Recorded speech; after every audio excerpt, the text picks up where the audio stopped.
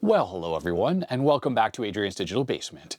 On today's video, we're going to be getting back to working on the Lucas Deeco Seal Touch touchscreen terminals. This is part 2 in the series, and as per usual, I recommend you watch part 1 first, just in case I will give spoilers about what happened in part 1, because this is a continuation where we left off. To recap what happened in part 1, we took a look at the 2 terminals that I have. One of them worked fine, or seemingly worked fine, and the other one was not working. We got no display on the screen. I did some swapping of parts and we determined that the problem is not the screen, even though this has some weird discoloration on it. It actually seems to be the power supply. So what I hope to do in this part is try to repair the power supply, which is sitting right here on the bench, and get this thing up and running. It seems to be providing, well, inadequate voltage or no high voltage to the screen, so it doesn't work. And then once we're done with that, I want to take the screen apart. I talked about this in part 1, so we can take a look at what the actual screen mechanism is behind this plastic cover and see about this weird discoloration that we see here. Is this on the cover? Is it on the screen? Where's that coming from? If everything is operational after those steps, what I want to then do is try to get this thing actually hooked up to something so we can use it for its intended purpose as a terminal. There's a piece of software that I downloaded off of Wayback Machine that runs on Windows 3.1 that allows you to configure the terminal and lay out a bunch of buttons that should be saved into the non-volatile RAM that's on the main board that then could allow you to, say, touch a button to send a command to the attached system, which is almost certainly the way this thing was intended to be used. But at a minimum, this thing can be used as a VT220 terminal with a keyboard attached or the on-screen keyboard, so we can at least test that out. So without further ado, let's get right to it.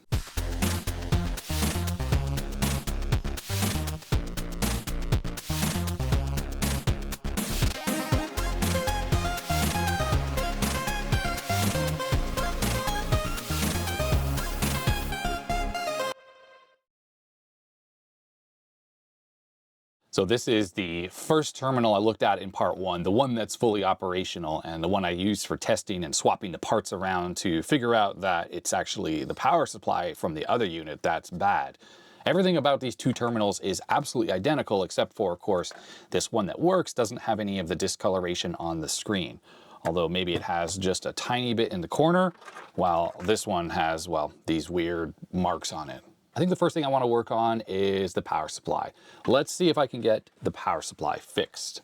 So as a refresher, the power supply connects to the motherboard through this connector. The mains input is this connector, and this ribbon cable, which is seen right here, is the power supply for the flat panel display. And we still don't know exactly what type of technology the flat panel display is, although by the time you see this video, there's probably going to be comments on the first part, which will describe that.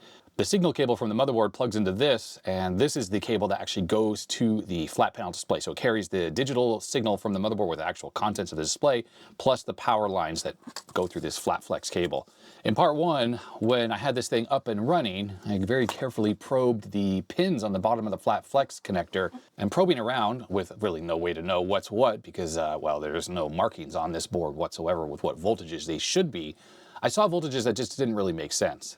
Whether the display is something like a vacuum fluorescence display or gas plasma display underneath that plastic panel, it's still going to require somewhat high voltages and potentially high negative voltages. And I didn't see anything like that. I think the highest we saw was plus 12 and maybe a minus 11 volts, which can't possibly be enough for a display like that. Especially because on the back of the display, the hardware we can see here does not contain the necessary components for a DC to DC converter, which would be needed to step up any kind of voltages like 12 up to 100 volts. So by swapping parts, we were able to confirm the power supply was the problem, but I pretty much was already sure of that just because we should have seen some higher voltages out of the connector.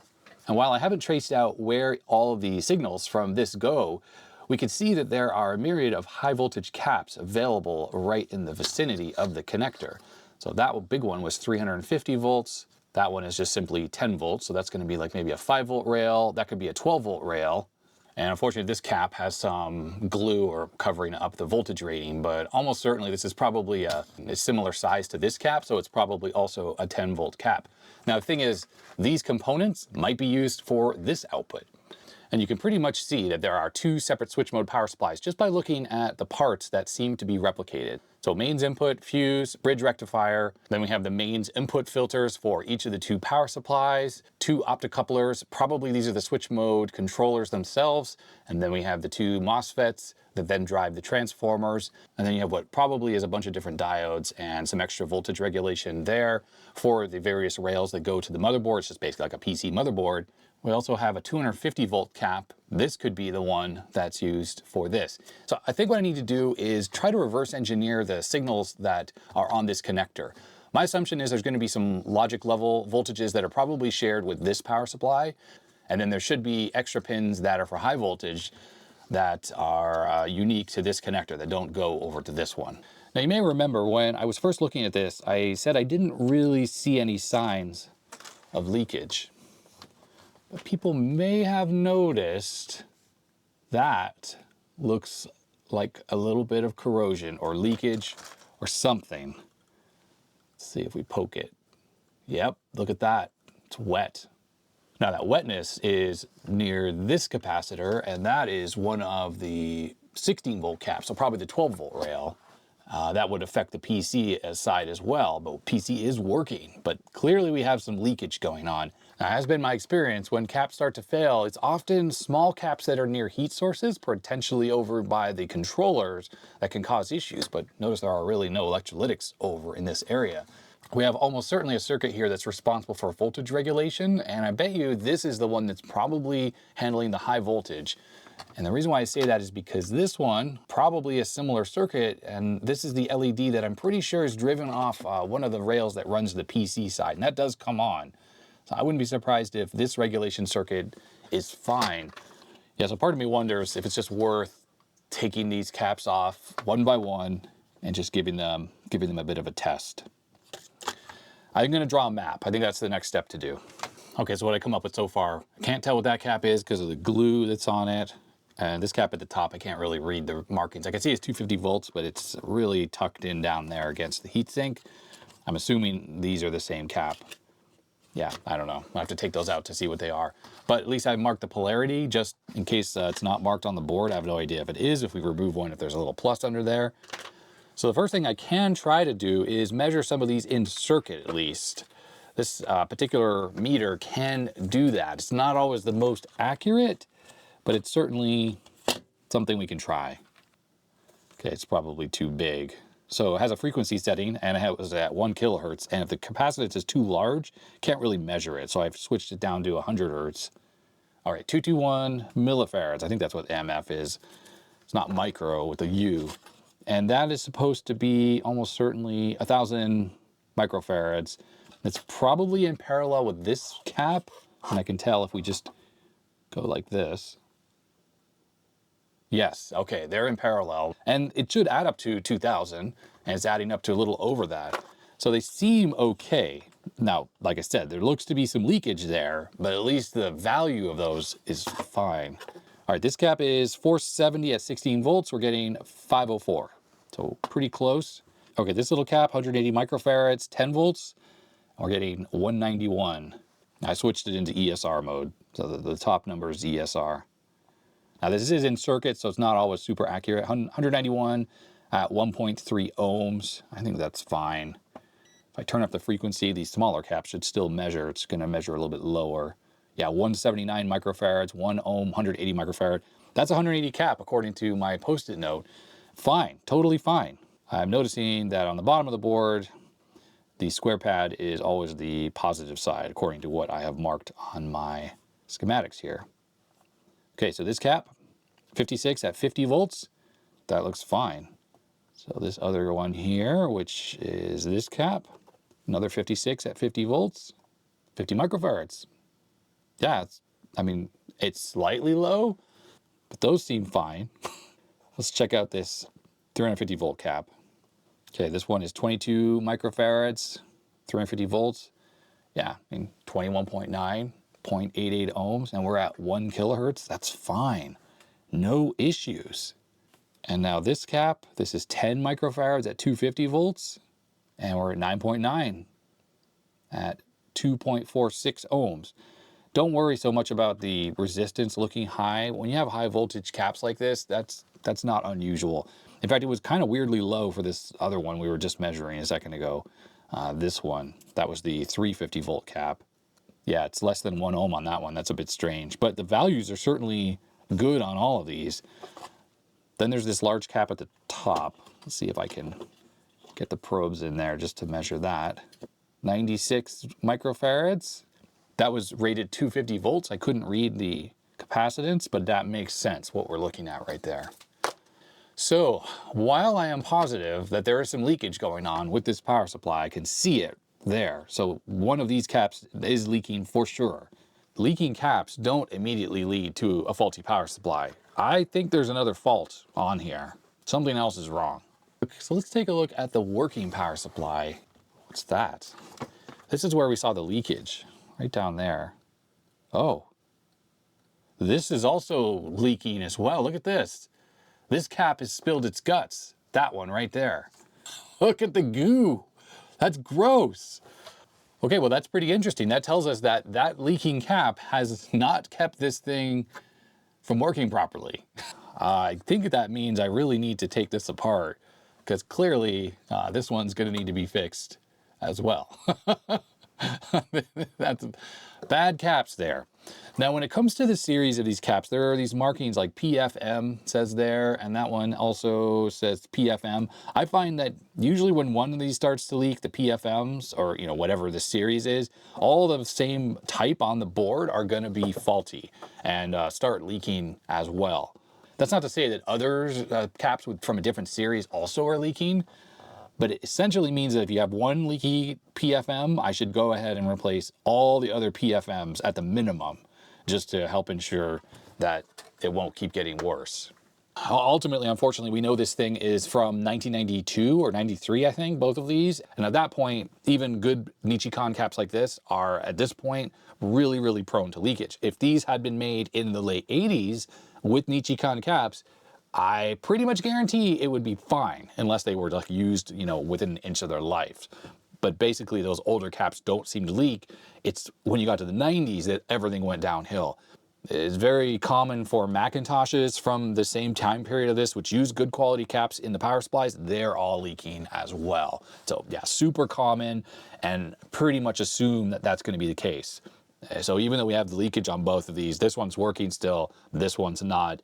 And that's because the leakage is coming from a blown seal. It's not necessarily that the cap has gone totally bad inside or dried up, because it's just started to leak, and on both of these. So like I said, there's something else wrong with this.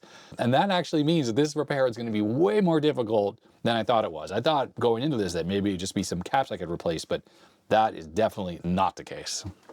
So I marked up the PFM caps that I know are going to need to be replaced at the minimum of both of these boards. But I think at this point, what I probably need to start doing is probing around and looking at all the semiconductors on these. And what I mean by that is looking at the diodes with the diode test mode on the multimeter. And it's nice to have a working unit because we can compare the two just to see if everything looks the same. But really, I need to start probing around and looking for anomalies. We could have something like a shorted tantalum. I mean, that's totally possible. I looked at the bottom and I don't see any cold solder joints. This thing looks really solid. The soldering on this was super high quality. And I don't get the feeling that these were used a lot, although it's hard to tell, right? Because there won't be any dust from use since there's no fans. For testing things with the diode check, you can also check the switching MOSFETs, although these are usually hooked up, some of the leads hook up directly to these transformers. And when you test things that are connected across transformers, it can look like shorts. So don't let that fool you. You have to remove it from the board, or remove the transformer from the board to properly test it. But ultimately, you'd want to take these out to test them. But what I can do, again, is compare the working unit to the non-working unit and just check the resistance values and things that you see. So I think first step here is I'm just going to take out the working power supply. Let me just mark it up. I'll put a tick mark right there just so we can tell them apart. And I'm going to start probing around and looking for anomalies on this one and see what I can find that looks out of the ordinary.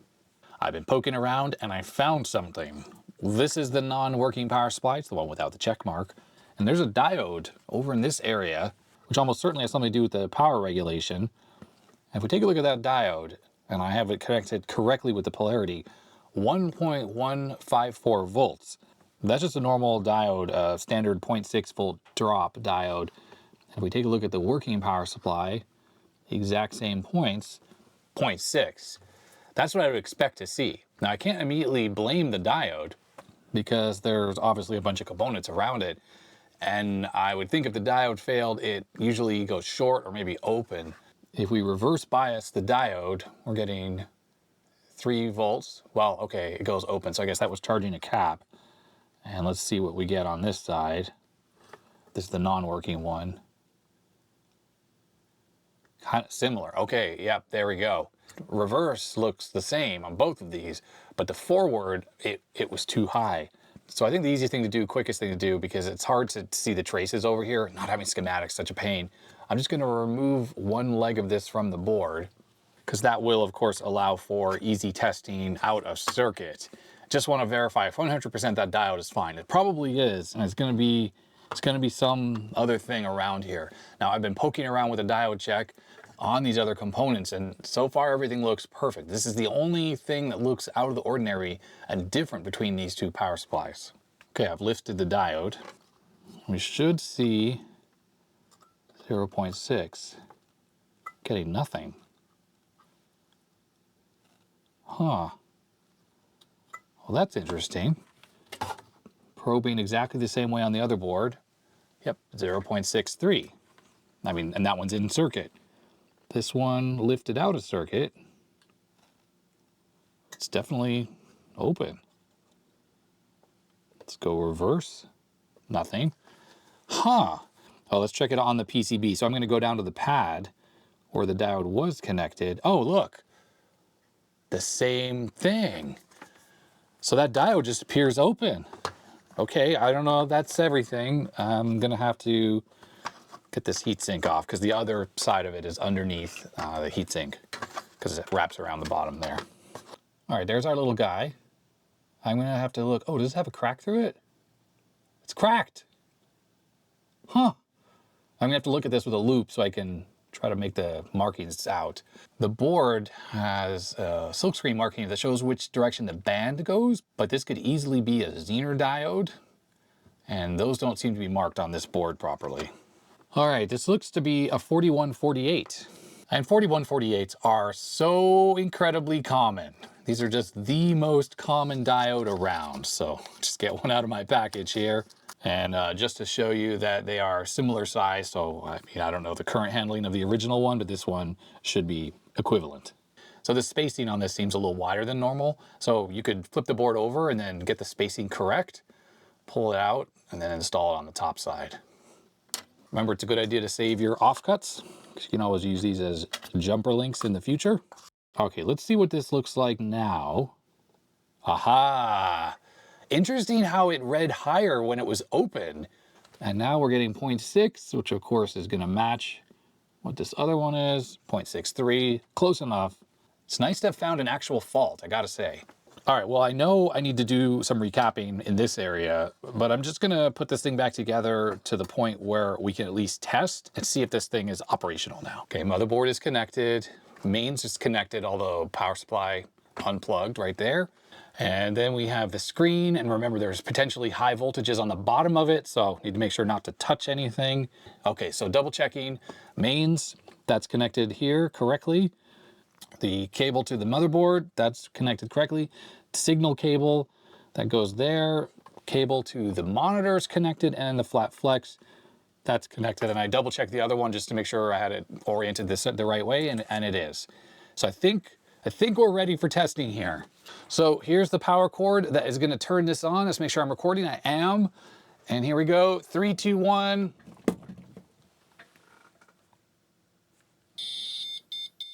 There it is, freaking fixed.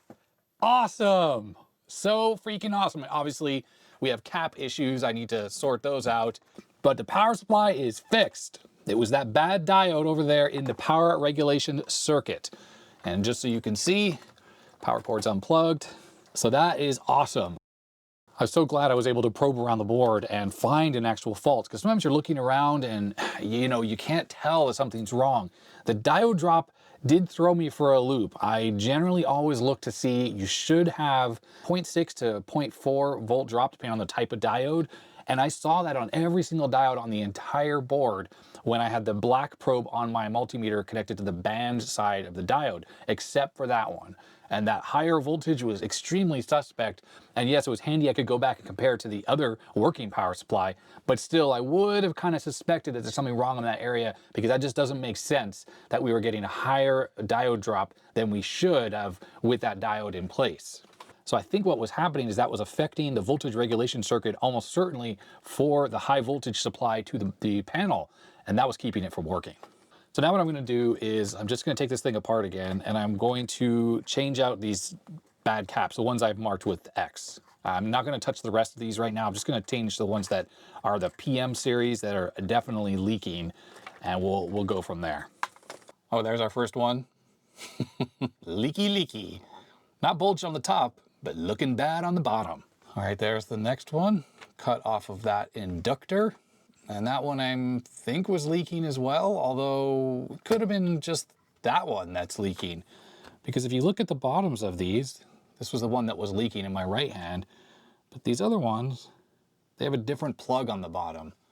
This one though was making some sizzling sounds, the small one. You can see it's just starting to leak. And these are all the same series. These are PFMs, and a PFM, the one that was causing the most damage. Now, it's not to say the rest of these aren't leaking. There's certainly no evidence of it. I'm just going to change out the ones that I know are bad for sure. So before we do that, though, of course, we got to clean up this mess. IPA alcohol does the trick. Actually, it was starting to get underneath this solder resist, so I'm just going to scratch it away. And then I'll put on some fresh solder onto it. This little cap over here, this was starting to leak as well. You can see the evidence of that. Unit number one, the one that was working already, has the power supply reinstalled after I replaced these 4 capacitors. And just like on the other one, this one was massively leaking, and this one was kind of leaking, and these two I don't think were leaking at all.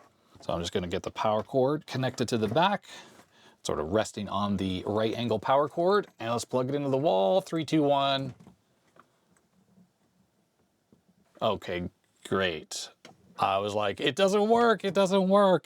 Well, I pulled it out of the wall because the mains cable was not reconnected. That was my bad. Okay, now everything is reconnected. Let's get the power cord back in the wall. So 3, 2, 1. Lights on. There goes. Cool, no errors either, because of course this one has the digitizer connected up. Touchscreen is still working. Yeah, looks good. There it is. Nice. Okay, so we already tested this power supply. We know it works now. This is the one that was not working. Of course, I recapped it, but it's the same exact caps that I put on the other one, and that one works. So what I want to do now is let's take apart this display and try to figure out what's going on with these weird marks on this thing. I think the front bezel is simply held on with these screws around the perimeter, these 6 screws. I'm hoping this removes the bezel along with the orange plastic lens and the touchscreen digitizer, or whatever you want to call it. Okay, there it is. Wow, there's the screen. And it does not have any of those marks on it at all. It's perfectly clean and clear. Wow. And that's the digitizer along with the plastic. IR touch frame. Made in USA, Deeco. Does this have a coating on it or something? We may need to disassemble this further, if possible. Right, so flipping this over, you can kind of see those strange light areas. Gosh, I'm not really sure. I think the plastic itself is just discolored. Anyhow, this is the screen. Let's take a closer look at this. Planar Systems, Inc., copyright 1991. This might be a part number, ECA 9440035 Rev B. Trying to get the camera to focus on the screen itself. Anyone recognize what kind of technology this is? I suppose we can run this with the front panel removed and see what color it is. Maybe this is just orange as well. And they added that front lens just to enhance the contrast ratio. Oh, there's the model number right there. EL8358HR, made in USA. Okay, I did a quick search. Here's one, EL8358HR, $1,500. Well, that is the exact screen. So if you happen to have one of these and it has a bad screen, but the rest of the thing is working, like the power supply is good, I guess you can buy replacements. Here's another site, $3,000. It has an extra control board on it of some kind. That's unbelievable. Refurbished, $2,300. What? What? Discontinued by manufacturer, 640 by 400, 9.1 inch electroluminescent. I guess this is not plasma. And we have an eBay seller, also $1,500. Ouch. Yeah, I'm just looking around to see if anyone has an actual data sheet for this thing. Here's something that's interesting. I'm on Mouser. Vishay has a panel, infrared touch panel with controller. And there's the EL8358HR. That's this panel. It looks like this Vishay panel, I guess, is compatible at least. Now, it happens to say that the Vishay one has a controller on it, which uses an RS-232. I doubt that's what's going on with this specific one. And I say that because we know the motherboard has a CRT controller on it, so I think it's a bit more of a direct drive type of thing. Not to mention this Vishay one has a touch panel built onto it as well, or touch interface. If it's possible to say, if you bought one of these and you needed to replace the panel on this, you could take this one apart. Potentially, it certainly looks similar, like the holes on this 640 by 400 made by Sharp, I suppose. I guess it all depends on what the interface between the controller on this and the panel is to see if this was even possible. I mean, luckily we don't need to do this because this panel obviously works just fine. The reason why I'm looking for the data sheet, because I was hoping to find out what voltages this thing actually runs on. Finally I found it. Boy, I had to go through a lot of search results. This looks like it though. The EL8358HR is a compact, rugged, high-resolution electroluminescent display which fully replaces the bulky CRTs for virtually all microcomputer-based products. 640 by 400 row flat panel display, pixel aspect ratio of 1:1. The display may be programmed through a 16-pin input connector and behave as 200, 350, or 400 line display, providing compatibility with CGA, EGA, and conventional 400 line display formats. Input required is CRT type and TTL compatible. The various signals it needs to run on are video data or pixel information, so that's like a video stream out of a shift register, I suppose, a video clock, H-sync, and vertical sync. The display consists of electroluminescent glass panel mounted circuit board with control electronics. The EL glass panel is a solid-state device with thin film luminescent layers sandwiched between two transparent dielectric layers and a matrix of row and column electrodes. The row electrodes in back are aluminum and the column electrodes in front are transparent. The entire thin film device is deposited on a single glass substrate. A circuit board is connected to the back of the glass substrate, and components are mounted on this board within the same area of the electroluminescent viewing area of the glass panel. The circuit board is connected to the glass panel with conductive silicone rubber interconnect technology, a lot like LCDs, and this results in a flat, compact, readable, and rugged display device. Operating voltages required are provided by a DC-DC converter. The converter may be either mounted to the display or mounted elsewhere in the final assembly. Oh, okay, it's external to the display. Oh yeah, okay, external DC-DC converter, which is obviously just integrated into the power supply on this. So this thing runs on 12 volts, which is what we thought.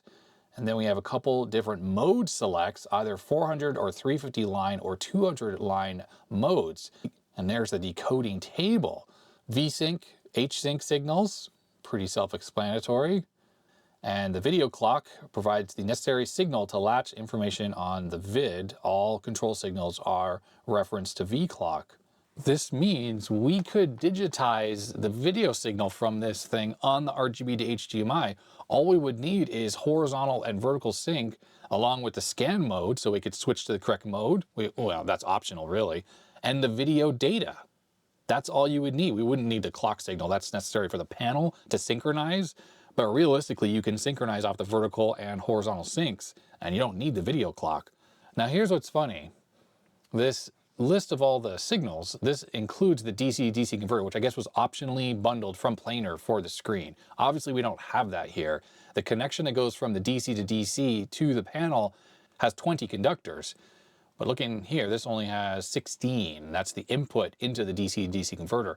I guess what we don't know for sure are some of these signals like VSync, H-sync, and the video data passed directly through to the panel, or is there something happening on the DC to DC converter that does something with those? So a few pages down, we have the DC to DC converter, 12 volts in video input and the output to display. High voltages present at this point, handle carefully. The DC to DC converter cannot be tested separately. It requires an active low enable signal from the display to activate the high voltage section. Oh, maybe that's why when we had the display unplugged from the power supply, when I was doing the testing in part 1, I didn't see any voltages anymore. So there's actually a signal that comes from the panel that says, okay, I'm ready for 235 volts DC, which is, I guess, what the panel runs off of. Right. Oh, actually, note the voltage statement on the display. A sample is shown here. That sticker was on the back. It says 220 volts. It says do not exceed 235 volts. Maybe it gets brighter the higher the voltage is. Well, what's not explained here is if the DC-DC converter does anything more than step up the voltage and if all the video signals pass through normally. I'm assuming they do, but it's not 100% clear to me. Display color, peak emissive wavelength, 585 nanometers, yellow-orange. So the display itself is actually orange. Okay. Well, does that mean this is gas plasma, or is that a different technology and this happens to just have the same emissive wavelength or similar as a gas plasma display? For best overall performance in higher low light levels, an amber or neutral gray circular polarization filter with anti-reflective coating or etch is the usual choice. The filter will make the reflective electrodes in the display darker and will improve the contrast ratio. The anti-reflective coating on the filter should face the user, and the tape side of the filter should face the display. And look at this, avoiding burn-in. As with any other display, it's prudent to use screensaver software to avoid burn-in of the images. Plasmas have burn-in. I don't know, I'm still confused about all of this. And that's it for the documentation. It does not talk about the DC-DC converter at all. And it sucks because it doesn't give us a pinout for the connector that's on the panel itself. So that would be pretty helpful to know the pinouts coming from the computer. Although I have an idea, actually. You know that little blue board that's next to the power supply that takes the video signal from the computer and mixes it with the power? What if the pinout coming from the motherboard is actually the same pinout that's listed in here for the DC-DC converter? And maybe originally when they designed it, it had the DC-DC converter and they decided to roll their own and put the power supply all in the one board there. We know there's nothing wrong with the panel when it comes to those marks. I'm gonna bring back the digitizer and I wanna see if we can figure out what's going on here with these weird marks. Okay, so does this lift up? No, it appears that this plastic panel is glued in place. And I don't think it's made up of any layers. It's a solid piece of plastic. Now it's weird looking at it this way. I guess you still can see those marks, can't we? It's almost like it's just some kind of breaking down of this material. Let me try to clean it, see if that does anything. I'm gonna start with some Windex. Hopefully it's not too harsh, but I mean, this thing's designed for harsh environments, so I can't imagine it's actually a problem.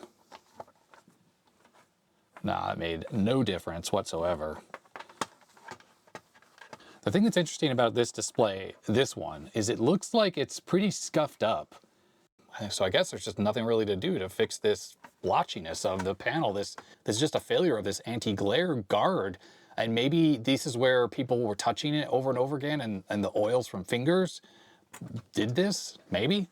So I'm gonna try a little bit of plastic polish. This might be the wrong thing to do, but it already looks bad anyways. And let's just see if this does anything.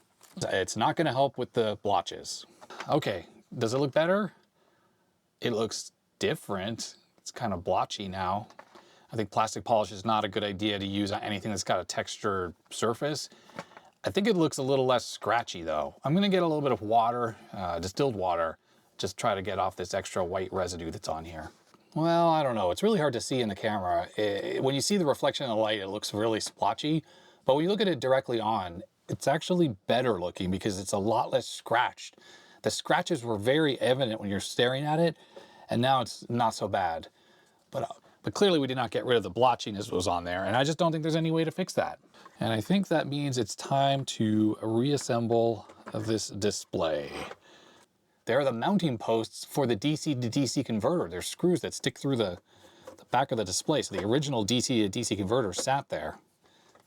It looks less scratched, even though it does look splotchy when you look at the reflection, but it actually looks better this way. But these lighter areas, they're very ugly and kind of off-putting. Real shame. I'm going to spend a few minutes to try to reassemble the broken unit all back together into its back plate and mount everything back up again, including the power connector. I want to see this thing working, just make sure the touchscreen is fully operational, because that's the one thing we have not tested. All right, this is the broken unit, mostly reassembled. You may notice the keyboard cable has been cut, and that's because I intend to put a normal keyboard jack in there. I've taken out the special one, and I have a regular DIN jibe jack that I'm just going to, I don't know, hot glue in there, epoxy into there. I just have to figure out the pin out. We'll do that in a minute. Touchscreen is reconnected, screen is reconnected, mains reconnected, everything is ready to go. And I'm gonna plug this into the wall. Here we go, 3, 2, 1. There we go. Okay, no error, excellent. Let's see, does the touchscreen work? Yes. Pad. Whoops. Setup. So we can turn on XY track. Now if we exit out of this, we can do what we did before. Seems to be working. Nice, excellent. All that's left to do now is figure out the pinout for the keyboard. So there are 4 pins that are typically in use on a regular AT power connector. There's a ground cable, which I know is this one since it's screwed onto the chassis. 5 volts, clock, and data. We could pretty much easily figure out the 5 volts. It's this red wire. It's probably this one, red wire. Okay, 5 volts from the power connector makes its way to the red wire. So that's 5 volts and ground. Now we know which wires are the 5 volts and ground. We can just look at the connector that I took off, which still has the wires on it, a little bit of the color.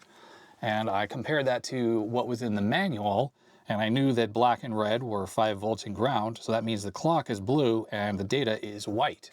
So the wires are soldered up, heat shrink is applied. This can just sort of fit through the little hole. You see my finger right there, that's the hole. This will have to be hot glued in or epoxied in or something like that. Screen is reconnected. Oh, I just need to plug this back in like so. I think everything else is good to go. What I can do is plug a keyboard in. This is the keyboard I have connected up, just my little cheap Amazon thing. Let's move this so I can fit it all together. Power cord, that's what we need. Okay, are we all ready to go? I'll hold the keyboard so we can see if the lights flash or it fries my keyboard. We'll see what happens. Here we go, it's plugged in. There we go, it flashed the lights. That's a good sign. Okay, sorry, there's reflection. We'll stick that there. Oh, there's still reflection. Turn off the workbench light. There we go. Okay, that's a lot better, isn't it? Now, typing on the keyboard doesn't seem to do anything, but that's maybe okay. Let's go to the setup. I think, oh, you know what? I don't think I saved the settings. Yeah, I did not. I think you have to do that specifically if you make any changes. Whoops.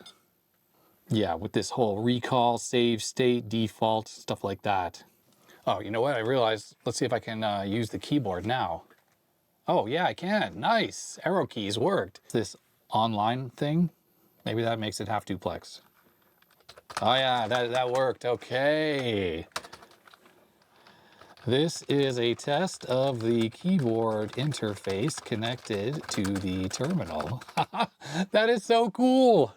Now this looks a lot better in person than it does in the camera. The camera makes it look like it's got all this, all the big splotches, and while I can see them, they're not nearly as bad looking as it looks in the camera. I think because the auto exposure is taking effect. Let's see if I put the keyboard in place.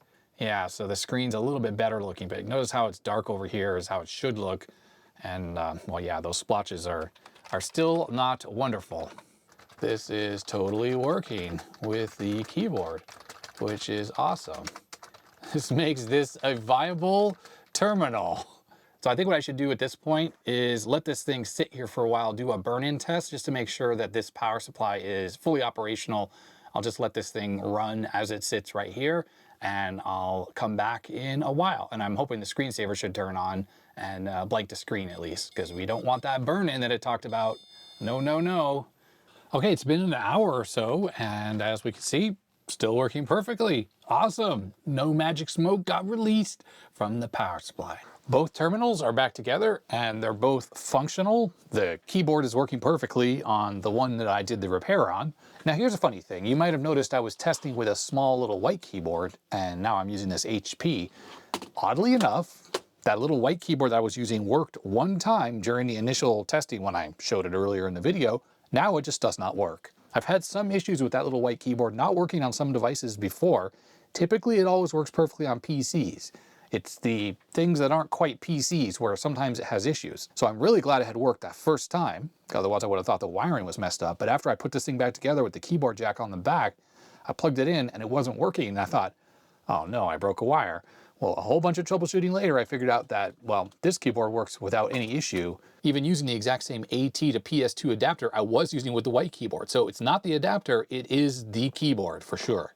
So I did some playing around using the keyboard and the terminal, and it is the print screen key which brings up and closes the menu. You can navigate through the menu and make changes to any of the options by pushing the enter key on the numeric keypad. And you'll notice I have the modem emulator connected up to this device, and this is actually working. And here's something very interesting. I was just about to say on camera that the scrolling speed of this is essentially unusable. But it seems fine now. A moment ago, when I was trying to use this, I would connect up to something and the scrolling speed was abysmal. Like it was in some kind of graphics mode, I suppose. There it is. We're looking at the help file from the modem. That seems just fine. We're at 9600 bits per second, and there we go. That actually looks normal. I have no idea what I changed that caused this to work properly, because I'm not kidding. A moment ago, it was completely unusable. Let's bring up the help again and see if we bring up the keyboard. Nope, that's fine as well. Now, one thing I have noticed is when the terminal doesn't want to accept any more text, say it's behind on scrolling, it drops the DTR or data terminal ready signal, which on this modem shows up as the TR light, terminal ready. And the problem is with the Z modem firmware, which is the firmware that's running on here, it's programmed to drop your connection if you're connected to something over Telnet as soon as the DTR signal goes low. And that's not particularly useful because when it was scrolling very slowly, which I wish I could show you on camera, it would just scroll a few lines and then immediately just drop the connection. Either way, I'm going to dial up my Telnet server, and I don't know why auto echo is not working now, but I have a phone book entry, number 1, and it's going to dial it up. Oh, there it is right there, number 1.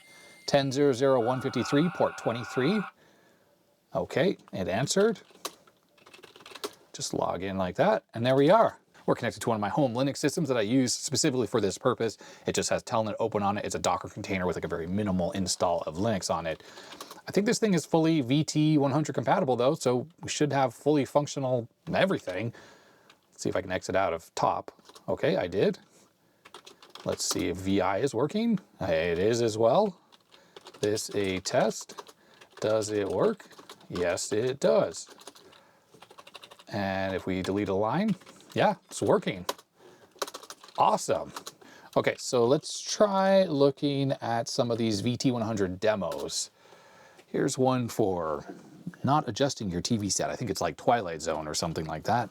Get the camera a little bit closer. Hopefully this stays in focus. I think this thing is fully compatible with VT100. Oh, maybe not. Okay, so some of the text that we were looking at should be double high. I know this thing supports larger text because I've seen it on the menus where it says like module, but it seems that it doesn't at least natively support that. So maybe this supports double wide, double high text, but not double high or double wide. Obviously it supports inverted text, but it does not support also shaded or bold or probably flashing text. Now, of course, all the stuff we're looking at here, none of this will take advantage of any of the graphics capabilities that this terminal has. This is just going to be all text mode stuff. But yeah, we can see that the screen is absolutely working perfectly. This old planar screen has no pixels that are bad, no lines, or no issues like that. Okay, we have torture.vt. This is a torture test for the terminal. It's going to test all the various VT100 modes and compatibility. Top line is double width, single height, inverse video. The remaining lines will be normal, bold, blink, and inverse. It's certainly scrolling very slowly. This is what it was doing earlier. Oh, yeah. Okay. I guess it is in some graphics mode now, and I can tell you don't see the modem lights. It has dropped the connection entirely. So this is just coming out of the buffer. Not even from the modem. But yeah, we are, yes, there's no carrier at the bottom. So I guess we're in some horrible mode now where it, oh no, it's scrolling fine. So I'm not sure why that was scrolling so slowly. Maybe that was the equivalent of smooth scrolling mode, and that's what it does. It scrolls really slowly like that. But yeah, while it's doing that, it drops the connection on the modem just because the DTR light goes out. And I tried to look for a way to change that setting in the parameters for the modem software, and it's just not there. It looks like the only way to turn that off is with recompiling the firmware. There's an ATS63 parameter. It looks like it controls it, but it doesn't. I already fiddled with that stuff and it doesn't work. So let's dial back into the BBS, so to speak.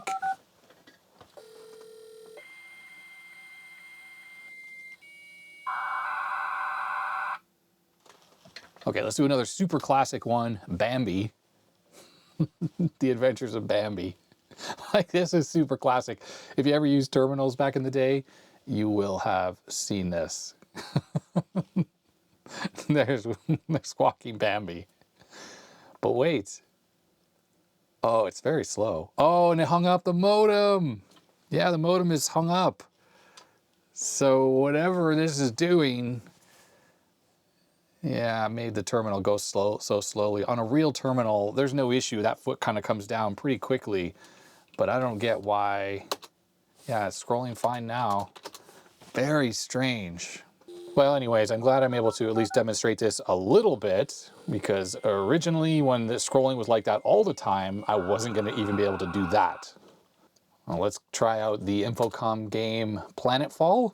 This should work absolutely no problem. Look around. Oh no, the scrolling. The scrolling's too... Oh, it already hung up the modem. Yeah, okay. Can't even play this game. I guess anytime it tries to scroll parts of the screen using VT100 commands, that's when this thing gets really, really slow.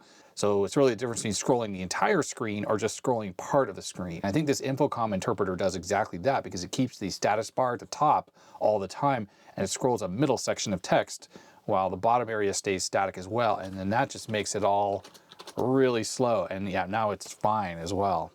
It goes without saying that the use case of what we're doing here is not what this thing is designed for, right? This is not really made to be a terminal like this. This is supposed to display on-screen controls, and you would touch aspects of the screen to activate a button or whatnot, but it wouldn't have a whole bunch of scrolling text. That's just really not what this thing was ever designed to do. From a readability standpoint, even though this has a splotchy screen on it, it absolutely looks great. No issues whatsoever. And while I don't have a keyboard connection on the other terminal, essentially it doesn't look any worse when you're just looking at text on either of them. It just seems that the contrast ratio is obviously a little bit better on this one, just because you don't have those light color splotches. So I have the Dolch Pack 62 on the bench. And what I want to do with this is I want to run this application I downloaded from their website, touch.exe, which theoretically should allow me to design on-screen graphics for this terminal. It's a Windows 3.1 app, and that's kind of why I have this thing, even though look how terrible the screen is on this, even compared to this. This is very readable and relatively bright. I mean, it might not be good in a super bright area or outside in the sunlight, but this screen is just abysmal right now. Either way, from what I can tell, this program can communicate to the terminal directly, probably to load display lists and whatnot into it. So I'm going to use this lap-link cable to connect these two devices together. Okay, so it looks like there's a config menu. COM1, COM2, 1900 bauds, 8 and 1. I actually don't know if I have this hooked up to the right COM port. The back of this machine has two 9-pin COM ports. They're not labeled. I'm just playing around here. I can draw squares and circles and things like that. And I clicked an option download. It asked me to save the artwork I did or whatever. Touch terminal has been reinitialized. Touch Assistant is trying to reconnect to the terminal. Please stand by. Well, the terminal's not doing anything. It's just sitting here exactly where I left it. And this is definitely set for 1900 baud, RS-232. I mean, all the same settings we're using with the modem. And it says terminal not ready. So I have it set for COM1, 1900 baud right now. Let's try COM2. And we'll do the same thing. Download, test. Okay, I'm going to power cycle the terminal, just to make sure it's like in the most working initial state possible. I've never actually tested the serial ports on this, because we have a different motherboard in here, and I have those serial ports connected to the motherboard, but maybe they're plugged in the wrong way or something like that. I should probably plug this modem into there and just make sure that those ports are even working. So I'm going to do some testing, and I'll be right back. The joys of retro computers. I never tested the serial ports on the Dolch. Clearly, they're not working. I know the motherboard that's in there has working serial ports, but it's got to be the little slot adapters that allow you to hook up serial devices that are not compatible with that motherboard. So I broke out another Pentium motherboard to use as my test bench. Windows 3.1 is up and running, same SD card, and I had to go through my bag of slot cover things to find a couple that worked. Originally I grabbed two. One was working with the mouse, but the other serial port wasn't working, and I knew that because I just swapped the mouse to the other one, and sure enough the mouse stopped working. So now I have two that are compatible with this motherboard and maybe the Dolch. I don't know, I'll have to swap those out I suppose. But for now, we can try this again. And I'm now using a much easier to see screen than the one we were using. Hardware not present. We didn't get that error on the Dolch. Interesting. Let's see what we are set to. I think COM2, I think COM1 is actually where the hardware is. So let's exit out of this. Oh, that doesn't work normally. Let's try running this again. Okay, well that's annoying. So let's give the terminal a try. Okay, I'm typing on the terminal on the touchscreen, and there the letters are appearing. And if I type on the Windows 3.1 computer, there we are, we're seeing the text there as well. So I know the serial port at least has receive and transmit connected correctly. So back in here, we got that same error, but COM1 is definitely the correct COM port, 8N1. Interesting, so we weren't getting this error at all on the Dolch, and this one, hardware not present. You know, I'm noticing every time I enter this program, it ends up on COM2. It's almost like, it's not changing. So it says COM1 there. I mean, unless when you hook it up or unless when you start the program again, it scans both COM ports. Maybe I should switch the mouse and this device around, see if that makes any difference. Okay, so the mouse has showed up on COM1, so this is now hooked up to COM2. I just swapped the cables around. If we run touch, oh, no error. Hey.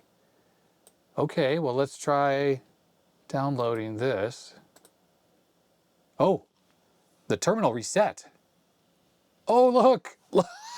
It actually drew the symbol. It drew the, they were there. It drew that stuff for a second and they went away. Okay, I put a few squares. Okay, so I defined a button attribute, highlight vertical hatch. All right, there's that test button. And during download, you want to clear displays, I don't know, assign to auto config. Let's do that. Oh. It sure is slow. Adrian's Digital Basement. Oh, it's filling in the, it's filling things in. Oh, and there's a button. Oh, you can push it.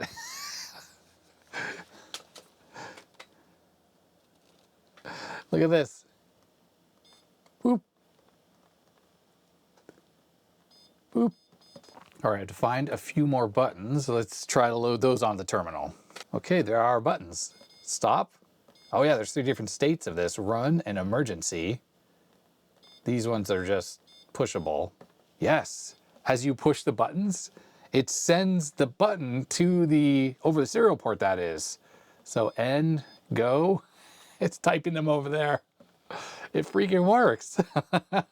Now it's my assumption over in Touch Assistant, if we open this up again and we look at test 3, these graphics can be loaded and stored in the non-volatile RAM on the terminal, where I think you can send an ANSI command to the terminal to load a display list, which is what these are, and then it will quickly draw those, and it won't do it so slowly as we were seeing it over the serial port, I think, because it's actually storing them in the terminal. Okay, so if we open up, I don't know, this first one I did, and I go define a display list 1, and it wants me to just pick which one it is. Test 3, which is the one that we had before with these buttons, has been assigned to display list 1. View lists, okay, there it is. Click list for info. And it looks like these are the actual commands that get sent to the terminal to draw this stuff. There's the text, there are the buttons. Yeah, that's my assumption of what's happening here. Okay, so it's sending the contents of what I had on screen to the terminal. We've seen this already. Huh. This might be the display list that I told it to save. Actually interesting is this stuff stayed behind. So see, we have the flashing cursor now, which if we go to the setup and we exit, yeah, it's still there. And we have a button that works. Now I'm curious, if I take out the power cord and we reboot the terminal, will that stuff come back? Let's see what happens. Camera's having a bit of a problem focusing. No, it did not come back. I remember seeing this option here, auto execute 0, list 0, test. Oh, we have a test mode.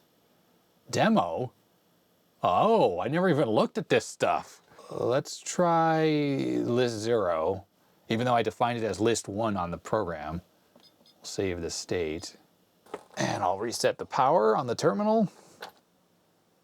Oh yeah, look at that. Freaking works. It is slow. Oh, it's doing two different things. Very interesting. I don't really fully understand how this works, but that does show that the non-volatile RAM on this absolutely works perfectly. Well, while we're here, let's look at this test screen. I guess I should save this state. And let's reset the terminal again. Ooh. Well, all right. We have a self-test that I never even noticed. I never even looked at that option before. Cool. Okay, looks like we could still bring up the keyboard while this test is running, because I was worried for a second that I wouldn't be able to exit out of that test. Let's check out the demo. Oops. Okay, here we go with the demo.